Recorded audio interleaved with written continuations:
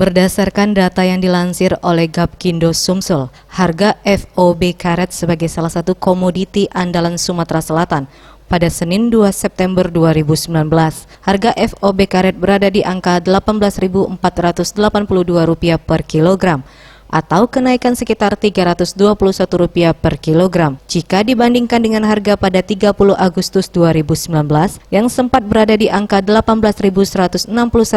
per kilogram. Meski harga FOB karet mengalami kenaikan, berdasarkan informasi dari salah satu petani karet dari UPPB Patwa Jaya, Kabupaten Oki, Radinas Rajab, harga karet di awal September 2019 ini tidak mengalami peningkatan, di mana harga lelang mingguan karet pada 1 September 2019 dengan tonase 3.055 kg berada di harga 8.100 per kilogram, atau justru sedikit mengalami penurunan dari 30 Agustus 2019 yang sempat berada di angka 8.450 per kilogram. Tim Liputan Sriwijaya TV.